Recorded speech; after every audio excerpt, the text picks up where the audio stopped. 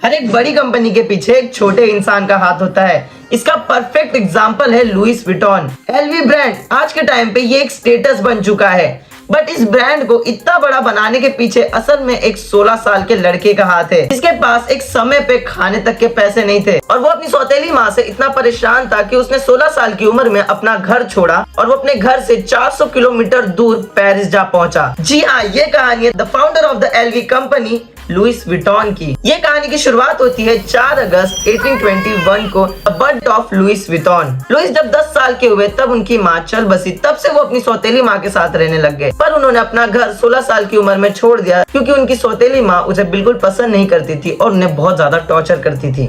Louis भागते भागते 493 kilometre दूर पेरिस जा पहुंचे। उन्हें वहां तक पहुंचने में 2 साल लग गए। लुइस जहां भी रुके उन्होंने छोटा बड़ा हर काम किया ताकि उन्हें थोड़े पैसे मिल सके और खाने के लिए कुछ मिल सके। लुइस पेरिस तो पहुंच गए, पर उनके पास जॉब नहीं थी, तो वो बन गए प्रोफेशनल लगेज पैकर। उस समय पे पेरिस में लेडीज काफी ज्यादा बड़ी ड्रेसेस पहनती थी और काफी ज्यादा ज्वेलरीज भी पहनती थी, जिसको पैक करने के लिए कभी कभी 50 से 60 ट्रंक्स या फिर बैग कह सकते हैं लग जाते थे। तो इसलिए वो हायर करते थे प्रोफेशनल लगेज पैकर को। जॉब के दौरान लुइस ने एक चीज नोटिस की कि पेरिस में कुछ ज्यादा ही बैग्स का या फिर ट्रंक्स का इस्तेमाल हो रहा है। लुइस के हिसाब से ये आगे जाके बहुत बड़ा बिजनेस बन सकता था पेरिस में। इसलिए लुइस ने बैग बनाने वाले कारीगर के इधर जॉब शुरू कर दी और बैग बनाना सीखना शुरू कर दिया। लुइस ने काफी जगहों पे काम किया था, जिसकी वजह से उनके पास अच्छा खासा एक्सपीरियंस था और ये चीज उन्हें यहाँ भी हेल्प की। लुइस ने काफी जल्दी बैग बनाना सीख लिया। लुइस ने बैग बनाना सीखने के दौरान एक और चीज नोटिस की कि जो पहले के बैग बनते थे उनमें मेटल और वुडन का कुछ ज्यादा इस्तेमाल होता था,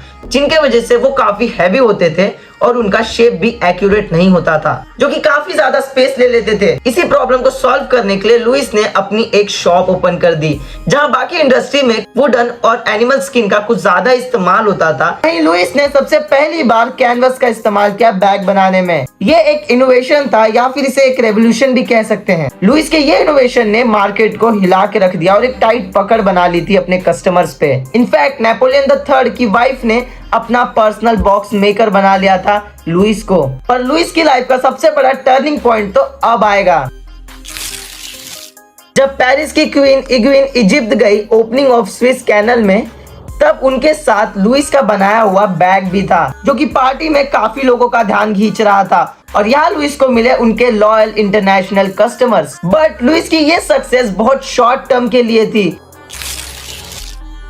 1817 में फ्रांस और पर्शियंस के बीच एक वॉर शुरू हो गई थी। उस वॉर की वजह से लुइस को अपने परिवार को लेकर रातों रात पेरिस से भागना पड़ा। इतने पैसे कमाने के बावजूद लुइस रेफ्यूजी कैंप में भूख से जूझ रहे थे। एक समय के बाद वॉर तो खत्म हो गई, बट लुइस की प्रॉब्लम्स नहीं। लुइस जब घर लौटे तब उन्होंने देखा कि उनके घर के साथ उनके दुकान के भी सारे सामान चोरी हो चुके हैं। इतनी मेहनत करने के बावजूद लुइस फिर से जीरो पे आ चुके थे, पर लुइस ने हार नहीं माना। सक्सेसफुल इंसान में एक चीज बहुत कॉमन होती है, वो है उनका कॉन्फिडेंस।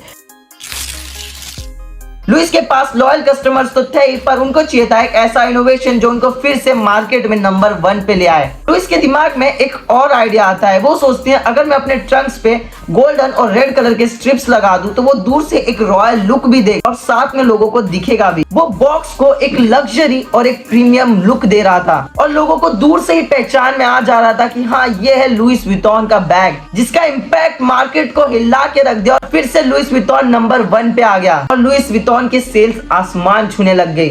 और उसके बाद से लुइस विटॉन ने कभी भी लॉस का सामना नहीं किया, क्योंकि लुइस विटॉन की ब्रांडिंग चेकिंग इतनी सीरियस है। वो अपने बैग्स के चेन 60 से 70 बार खोलते और बंद करते हैं ताकि उन्हें बैग्स की ड्यूरेबिलिटी पता चले। और वो हर साल $16 मिलियन खर्च करते हैं 600 लॉयर की टीम पे कि कोई भी मार्केट में फेक लुइस ब्रांड ना बेच सके। दैट्स व्हाई लुइस हर साल 6 लाख करोड़ से भी ज्यादा का प्रॉफिट अर्न करता है। तो गाइस, अगर आपको ये स्टोरी अच्छी लगी हो तो मेरे चैनल को लाइक कर दीजिए और सब्सक्राइब कर दीजिए। मैं आपके लिए ऐसे वीडियो लाता रहूंगा।